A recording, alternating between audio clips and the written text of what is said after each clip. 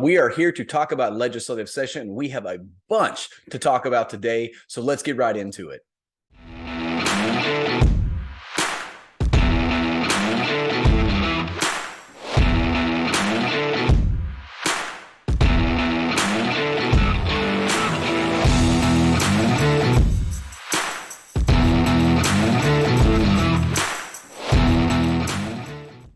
Taxpayer Talks is brought to you by Texans for Fiscal Responsibility, and it's only made possible from generous donations from listeners like you. If you want to support our work, you can visit texastaxpayers.com/donate to make a tax-deductible contribution today. Thank you. All right, Jeremy. Hey, well, I'm excited. This episode is big. We have a lot to talk about. I figure first off, you wrote an article about polling and property taxes. So I figure I'll let you explain the article and let's talk about that a little bit. Yeah, sure. So Defend Texas Liberty PAC, right?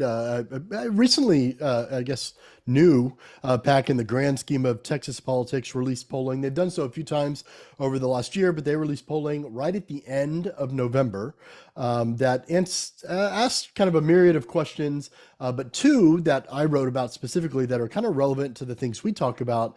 And the ultimate takeaway from it was that they're polling right from, and it was, to be clear, it was Republican primary voters or would-be Republican primary voters in 2024, right?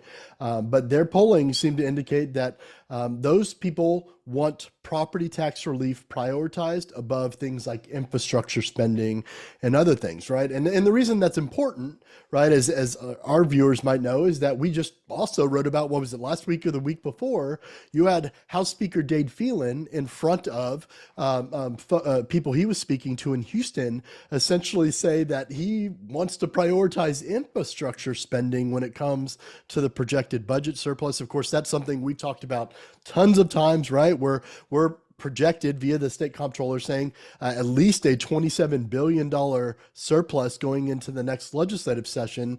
And he gave that estimation back in July. And so since that point, we've been talking about why not use as much as humanly possible of that surplus, because it's over collected tax dollars, right, to actually put Texas on a path to eliminate the property tax altogether, but at least tackle the low-hanging fruit, which is the school maintenance and operation portion. And this polling seemed to point to that. I'll just very briefly, like the two questions that were asked, right, is the Texas comptroller is expecting that the Texas legislature will have a surplus of over $30 billion. Do you think this surplus should be used to lower property taxes or maintenance and construction of new infrastructure, right? And of the hundreds of people that responded to that, 29% of those people believed it should be used for infrastructure. 58%, a majority, believed that it should be used for property tax reduction. Moreover, the second question that was asked on this, right, is do you believe that Texas lawmakers should use state funds to give teachers a $10,000 raise or lower property taxes?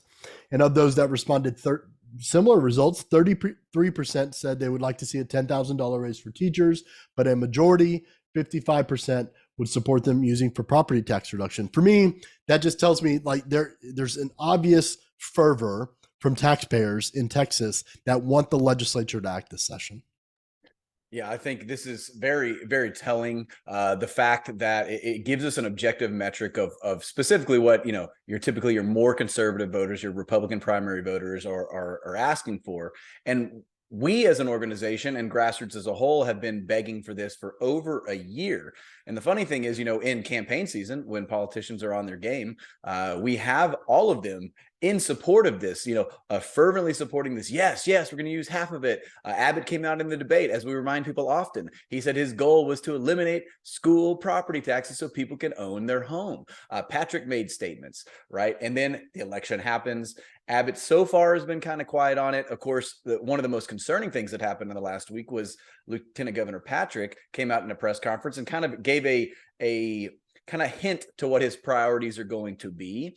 And when asked in the question and answer period what he thinks, what kind of property tax reform he thinks should happen, he said, you've said $5 billion before. What do you think? His answer was, well, I think that a homestead exemption up to 60 or 65, up from currently 40K. So raising the homestead exemption, and then 2.5 billion, we assume he was talking per year, is fine, which is very disappointing. I mean, granted, he's kind of sticking to his guns there, but the overwhelming majority of people have said they want the vast majority of the surplus to be used to pay down. Abbott has said half of that, which would equate to about 12 to 13 billion. And at least from our perspective, and I think the perspective of a lot of Republican primary voters and even conservative independents in Texas, is that we are seeing them kind of backstep now, right? And they're like, well, you know, we have a lot of other things that we could use this surplus for. Patrick came out and said things like, you know, we have a historic opportunity to really set Texas up for success. And, you know, in the same breath, he's saying, well, we should offer incentives to natural gas companies, not take subsidies away from alternative energy, but rather add subsidies to natural gas. And essentially, the big picture I got from it, at least, and I wrote, you know, on social media about this, is he wants to grow government. That's what he wants to do. He wants to use this surplus to grow government, grow things like our infrastructure, and throw more money at the problem when every conservative concedes the fact that government is too big. And we're already seeing concerning signs that the more conservative chamber, the Senate, doesn't really have the appetite, it seems, to use the vast majority of the surplus. And so it makes me worried about what we're actually going to get. But yet again, we will see. Things can change, especially with pressure from voters. Well, if anything, it's just additional confirmation, right? Like from a 30,000 foot level, we've talked about this several times. You had Republican primary voters this last cycle, right? Approve a ballot proposition calling for the elimination of a property tax, right? You have it in their party platform, right? Where they call for the elimination of a property tax, right? And so if anything, compared to previous sessions, there's certainly, additional people. There's a fervor, a groundswell of support for this. It's, to your point, disappointing to see someone like the lieutenant governor kind of seed ground, if you will, on something when the session hasn't even started yet. I think they're all kind of hiding behind the idea, or what they say, right, is that we're afraid of busting the cap, these constitutional spending caps, if you will. You know, look, if worse comes to worse, the legislature can override the spending cap, right? It just takes a 2/3 majority of, I think, of both chambers to do so. But even then, I don't know that we should lead, right, with that being the narrative, especially when just a few months ago, that same person was talking about providing record relief to taxpayers, especially if the replacement, or your suggested replacement, is to grow government instead. It's not what taxpayers want, especially in an environment where we're reeling from record high inflation. We're having to tighten our belts. Government should absolutely have to do the same. Yeah, I love the fact that, you know, anytime, you know, these lawmakers or statewide officials are talking about cap and this and that, they never seem to you know, play with the option of, hey, you know what, we could reduce the size of government, we could cut spending, and then we actually would not have to bust cap. We wouldn't have to just throw all this money at the problem. We could actually cut out corporate welfare programs, things like 313s that are 11 billion in total, largest corporate welfare. There's a lot we can do from a size of government, cutting government, that if we're getting close to the cap, you know what, there's a lot of waste. That's an option too. We don't just have to just go all the way up to the cap and just let everybody continue to grow. We actually could shut down government, or shrink the size of government, and show some fiscal responsibility as well. But that being said, you know, I wrote an article as well. And of course, I talked about property taxes, and often we are asked as an organization, I'm asked personally, you know, what does a successful session look like? You know, we're always asked about the budget, you know, our opinions on the budget. We typically are against the budget because it's bloated. And so a lot of times, like, well, what would be a successful session for you? What would make y'all happy? And so I decided, hey, this is a good opportunity to tell everyone what would make us happy. And so all I'm going to do is just give the highlights. If you want to go read the article, I encourage you to do so. But essentially, here are the points that we would consider are a successful legislative session from TFR's perspective. The first would be an important victory in property taxes would be putting us on a path to reform, specifically a path to M&O elimination. We, of course, in our Texas Prosperity Plan have wanted the complete elimination of property taxes. That is going to involve more than just school maintenance and operation. But for this legislative session, we understand that you're not going to get the whole, kit and caboodle the first go round, but the low hanging fruit is school and O. We have a historic opportunity with the surplus and showing fiscal restraint to pass something like Oliverson's last bill. I believe we have 𝗧𝗔𝗫𝗣𝗏 and I think Shaheen and a few others that introduced legislation that would take 90% of surpluses, paying down M&O compression until it's at zero, which is a path towards elimination. This was essentially move school maintenance and operation to general revenue, and it would erase it from your property tax bill. That is the first point. Next point is the budget. This is something that we have wrote about in our Texas Prosperity Plan. When we ask really any conservative Texans and lawmakers that declare themselves to be conservatives, is the government too big? The answer is always yes. I've never got a no. And so the question is then why, if the government is too big, are we continuing to grow government? Well, we should not. And so we're advocating for a freeze. We don't believe we should take the whole 12.3% and go all the way to the cap and then just pat ourselves on the back and say, hey, I know inflation is record level and I know the government is too big, but hey, we did a great job. We only grew the government more than 10% of this biennium. That's insanity. We would like to see them keep the 2022 and 2023 biennium in perspective and freeze the budget and at least at bare minimum keep government the same size. We would like to see more. We would like to see it reduced, but hey, we're being fair and saying, hey, why don't we just keep it at the same size for now? And that would at least force us to, deal with some of the bloat in our budget. Another one is, again, part of our Texas Prosperity Plan. This is taxpayer-funded lobbying. This is something that passed with over 95% support the last time it was on a Republican primary ballot. This is an immoral practice. It is where they take tax dollars and they pay corporate lobbyists to go advocate against taxpayers. It had a path towards success. Ultimately, Chris Patty killed his own bill last go around, kind of in spite. And we do have Mays Middleton, who I believe has filed legislation in the Senate that mirrored what he did in the House last go around. And so we have a chance for this. We would like to see this pass.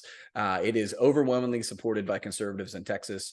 Also corporate welfare, specifically 313s. We've written extensively about the fact that 313s are set to expire this year. It is a good thing. The problem is we have the speaker that has openly stated that he wants to bring this back in a different form and continue to pour billions of dollars into sometimes woke corporations' pockets at the expense of taxpayers. Because if they're giving corporations breaks, ultimately, who is suffering? It's us as the taxpayers, as our property taxes. They're giving them abatements, and ultimately we are suffering. This needs to end. We need to play defense here. We do not need to pass another horrific corporate boondoggle. We need to prevent this from being renewed and keep that money in Texans' pocket. And then finally, we have kind of talked about this a little bit, but you wrote an article, I believe, months back that talked about just what a sad shape we are in with local debt. I mean, I want to say we're fifth or sixth. Maybe you can correct me, but it's bad. We're insolvent essentially. And one of the main problems is there's not a whole lot of fiscal restraint on local governments. And so we would like to see pretty much the exact same spending cap we put on the state legislature, population plus inflation, imposed on local governments to start to rein in their out of control spending. We have schools that are building golf courses. We have cities that are just wasting millions of dollars, and that's because they're unchecked. And we need to put them in check, and we need to cap their spending so we can get our budget under control. And so those are our metrics that we will be gauging on whether it is a successful session or not. I'm sure you got a lot to say, Jeremy. I hand it to you. I think the only thing I would say here is obviously being on board and excited for the session to be able to deal with these issues, hopefully get a lot of taxpayers and activists, right, excited about these very issues as well. If there's ever been an opportunity, it's this session, especially facing the historic budget surplus, right? And again, it's worth saying a budget surplus represents an over collection of your tax dollars, right? So if there's ever been an opportunity to do a lot of these things, it's now. And so hearing excuses from lawmakers already on why they can't do this or that, right, it's just a non-starter, right? I mean, it's if they campaign as fiscal conservatives, every one of these policy issues absolutely is a policy issue that should be supported by fiscal conservatives.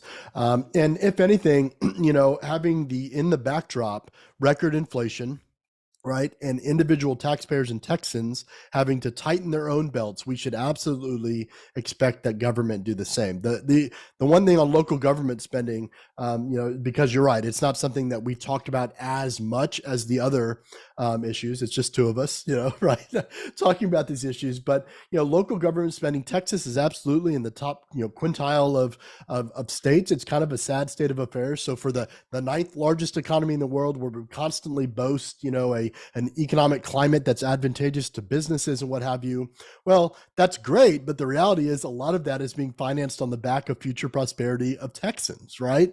And at some point that rooster has to come home to crow. And we should absolutely be concerned about, like if the same taxpayers are concerned about property taxes, but then go overwhelmingly support more debt every time a ballot comes up, that's an education issue, one, and that's certainly part of our reason for existing. But two, there's a lot that the legislature can do to address that gap, right, between what voters see on the ballot and what actually happens with government spending. And a lot that they can do that this session and actually cap. It just makes sense, right? Cap government shouldn't grow more than the population it serves, right? The same rate, and at the same time shouldn't grow at more than the rate of inflation, i.e., the cost to do business. And so anything above that is superfluous spending, frankly. And look, if anything, we'd applaud these governments to maybe potentially cut, right, as well. So anyway, I mean, there's so much we could say on these things, but I think these are all good places to plant our flag. I think it's safe ground. We absolutely shouldn't cede it going into the session. Yeah, I would say if I had to add, an honorable mention, I would say we support school choice. I think that's important as there. We would love to see some progress there as well, but we just can't name every single thing in the article, or I would write, an entire book of things that we need to get done. That said, I want to remind everybody that, important policy like this is driven by grassroots pressure. I think the perfect example is constitutional carry. Last go round, I think insiders understand that Dan Patrick was not for constitutional carry. He has been open kind of in back rooms that he did not support it. And when it came over to the Senate, my understanding it was kind of the House's way of kind of putting egg on his face. And he did not have the desire to pass it. But because gun rights supporters and 2A supporters blew up his phone for like a week, it forced his hand, and we passed. And so this can happen. This kind of thing can happen with any policy, any of these we just named, but it takes pressure from grassroots to convince legislators or statewide office holders that if they don't do this, they're going to lose their job. Ultimately is what it comes down to. And of course, that is why we exist.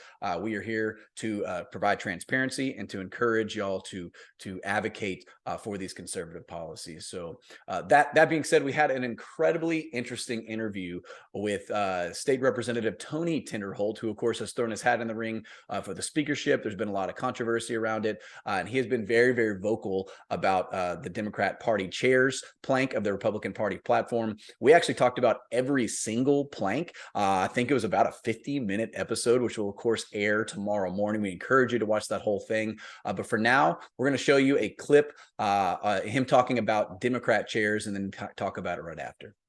So let me talk two different ways. One, I'm going to talk as a state rep, and then I'll come full circle and we'll talk as a candidate for Speaker of the House.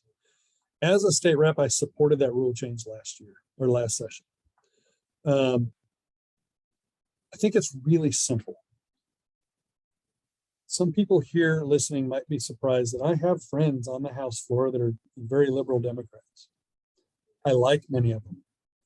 I don't like their policy, and I am fully capable of being able to differentiate between the personal friendship I may or may not have with someone and the professional/political differences that we have.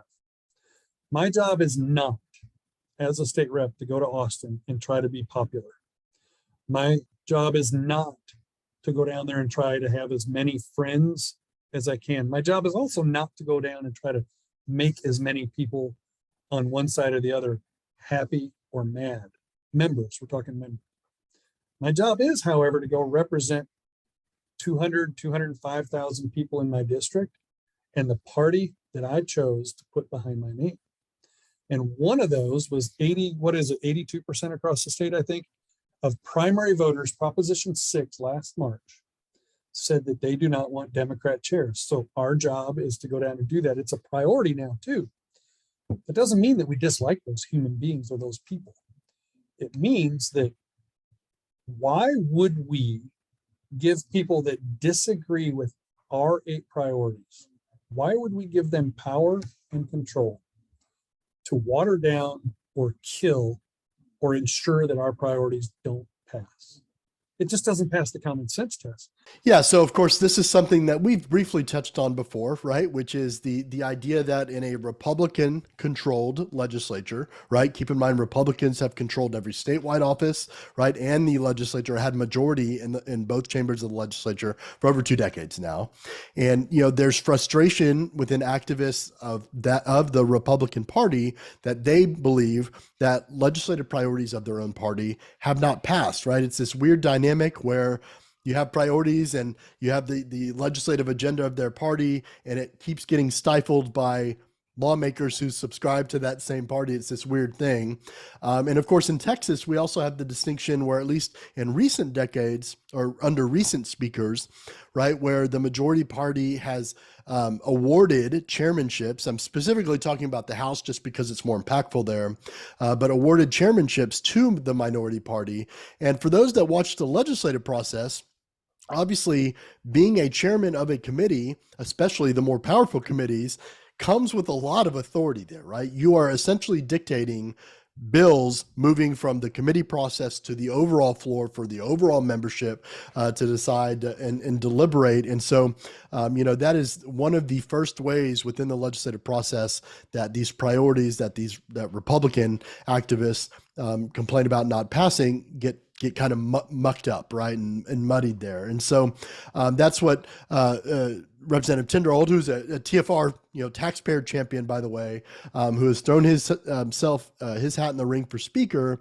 Outside of the other things that he's running for, that is one of the things he keeps bringing up is that, as speaker, he would absolutely change that practice. So. Yeah, I really enjoyed our interview with him. I've known Tony for, like 6 years now. He's one of the people that I looked up to. He's been incredibly consistent, and you'll be able to tell in the interview. There's a couple of times where he kind of gets emotional. Like he is one of the few people that is genuinely after. Not that all lawmakers aren't after something, but he genuinely believes in small government. He is very, very consistent. And so, like you said, he's been a champion for us every single session that he's been in. I think on the Democrat chair thing, I think the frustration specifically from Republican voters has more to do with what's going on nationwide. I think not as many of them are plugged into what has happened in the legislature, the Texas legislature. I think they're paying more attention now. But I think that you just look at how toxic the political environment and how since Joe Biden took over the administration in 2021, how bad the persecution of Republicans really has been, being canceled off platforms. Of course, we're starting to see the tide turn there with Elon Musk and all of this different stuff. But to kind of bring that home, we have this party, this party who has been accusing the other party, the Republican Party, of being insurrectionists, being racist, openly criticizing them and calling them the most horrific names in the book. In Texas specifically, we had the Democrat Party, who, of course, we have Joe Moody, who was Speaker pro tempore, and we have all these Democrat chairs. When they were called to vote on election integrity legislation, they fled and left their responsibility in Texas for months and went to go hang out in DC. They infected everybody with COVID and just honestly made a mockery of the Texas legislature. And there was calls back then to discipline them and to make them. And of course, it was kind of like, oh yeah, hey, we'll take care of this. Oh yeah, and lawmakers and people that are in the legislature know that memories are very short. for voters. And after getting past this last election cycle, there's been so much that's occurred. A lot of people just forget about all of that. And that's what they're banking on. And so here we are again, going into a legislative session with the Democrat chair now being a priority of the Republican platform. And yet again, people not understanding why this is such a big issue and why it's not a laydown issue. The problems really come with how the Texas House specifically has worked, right? As you said in previous speakers, and the way that they have held power is by holding hand with Democrats. It's just, there's no secret about that. For anybody who's paying attention, they might be able to convince other people otherwise, but the reality is Strauss, Bond, and Anfield all secured the Democrat caucus before even we passed the rule to go to the Republican caucus. So they know that they only need 10 to 15 Republicans, and it's game, set, match, right? And so for this reason, and all the other reasons named, the Republican Party has said enough. Ultimately, politics is the assimilation of power.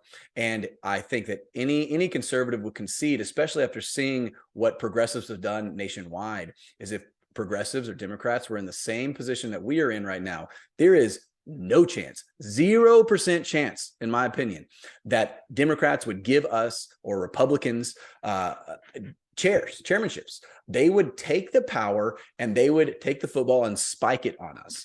And the reality is, Republicans don't do the same thing, right? And so I think that's the frustration from the Republican base. Of course, the vote has not happened yet. We expect to see a vote probably in the House rules. We can't tell the future, but we think we're going to have a vote. And so we'll see what legislators really think about this, and they will be put on the record, and we'll see if this is an issue in the next election cycle for voters. A few things here to kind of cap it out. I would say, to bring the quorum busting that you alluded to earlier down back to a kind of a fiscal issue, those lawmakers that escaped their duties and kept people there, the Republicans that stayed, if you will, the lawmakers that were there day in, day out doing nothing when they'd have to attempt to gavel in and not, got paid the entire time, right? And that's tax money that got spent for lawmakers to do absolutely nothing, have travel reimbursed, all of those things. So starting from that point, of course, to your point, none of them got punished, right? The faux punishment was to nix the Speaker pro tem position for Representative Moody, as you talked about earlier, but ultimately that doesn't do anything, right? And you're right, I think unfortunately voters have short memories on that.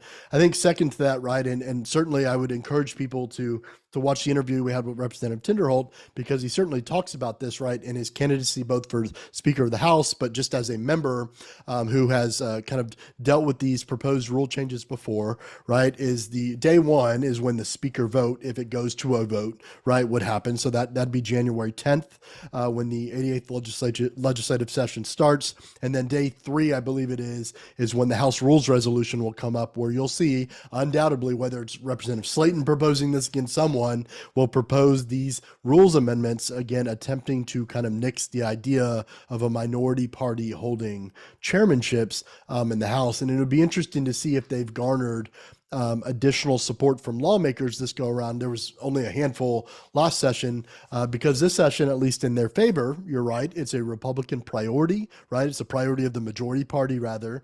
And then it's also, I think you had the executive committee of that majority party all come out in a majority and say they support this, right? You've had a myriad of other lawmakers this time at least sign on or publicly, right, let their sentiments be known on this issue. And so whether it passes or not, I do think you'll see an increased number of lawmakers in support of it. The question is, how big of an issue does this become if it does not pass for the remainder of the legislative session? I don't know. So we'll see. Yeah, I would probably argue a lot of these Republicans do not want to take a vote on this because I think they do know it's going to be an issue for them, and they're going to hear about it for the next year and a half if they do not vote for this rule. So we'll see.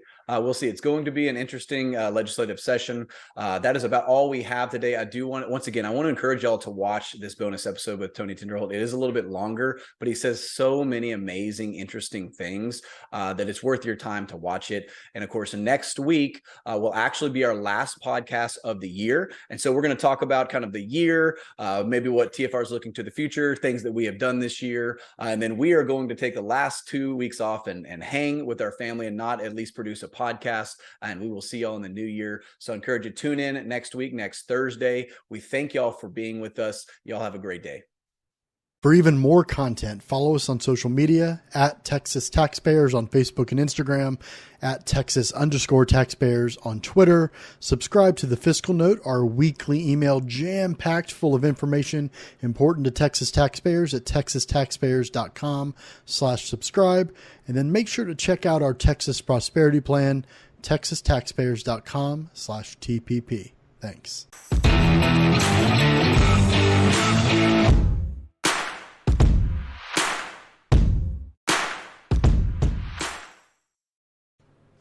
Hey, you made it to the end of this video. Thanks for watching. We really appreciate it. Make sure you subscribe and hit the bell icon so that way you're notified next time we post a video and update to the channel. Thanks again.